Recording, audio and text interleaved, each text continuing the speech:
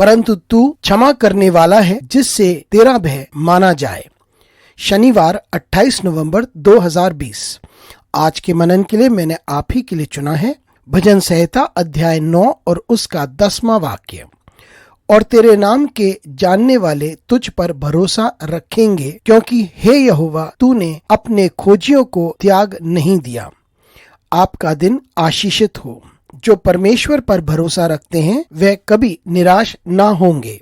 आइए इस वाक्य पर मनन करते हैं। आज की सुबह का विषय है परमेश्वर पर भरोसा रखने वालों को निराशा नहीं होगी। दाऊद बात करता है किस प्रकार से परमेश्वर अपने लोगों को बचाता है और किस प्रकार से वे अपने लोगों की पुकार सुनता है। और यहाँ पर इस वाक्य में दाऊद जोर देकर के उन लोगों के बारे में बात करता है जो परमेश्वर पर भरोसा रखते हैं। वे अवश्य परमेश्वर के हाथ को अपनी जिंदगी में अनुभव करेंगे। जो लोग परमेश्वर पर भरोसा करते हैं वे परेशानियों में से गुजर सकते हैं, वे दर्द में से होकर गुजर सकते हैं, वे कठिन परिस्थितियों में से गुजर सकते हैं, क्योंकि परमेश्वर जिसने ये वादा किया कि वे हमें संभालेगा वो अवश्य हमें संभालेगा। इसका अर्थ ये है कि हम ऐसी परिस्थितियों में से गुजरेंगे लेकिन परमेश्वर अवश्य हमारे साथ होगा। हम विकट परिस्थितियों में से गुजर सकते हैं लेकिन परमेश्वर हमारे साथ होगा। परमेश्वर हमारी प्रार्थनाओं को सुनता है और हमारी परिस्थिति को बदलता है और वो हमारी परिस्थिति को बदलेगा।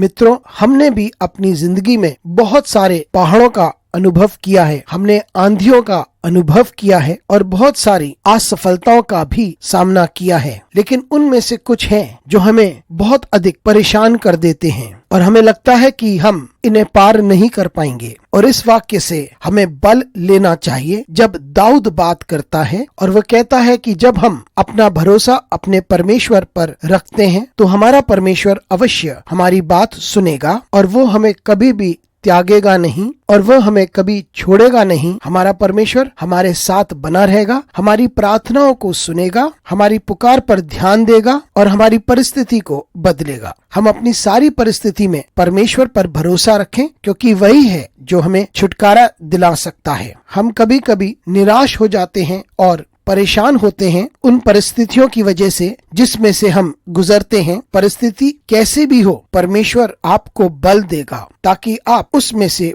पार हो सकें और परमेश्वर आपको ताकत देगा कि आप उसमें से पार हो सकते हैं। और जब हम स्वयं पार नहीं हो सकते तो परमेश्वर हमें उठाएगा, वे हमारे हाथ को थामेगा लेकिन वो हमें कभी छोड़ेगा नहीं। अनुग्रहकारी परमेश्वर स्वर्गीय पिता, तुझे धन्यवाद देते हैं जीवन के इस दान के लिए। हम तुझे धन्यवाद देते हैं तेरी आशीषों के लिए। धन्यवाद देते हैं क्योंकि तू हमारे साथ साथ चलता है। धन्यवाद देते हैं क्योंकि तू हमारी प्रार्थनाओं को सुनता है। हमारी सहायता कर ताकि हम हर कठिन परिस्थिति में से गुजर सके और हमारी परिस्थिति को बदल ताकि हम हर्ष के साथ और आनंद के साथ तुझे धन्यवाद दे सकें। हमारे साथ परमेश्वर तू बना रहे। यीशु मसीह के नाम से मांगते हैं, आमीन।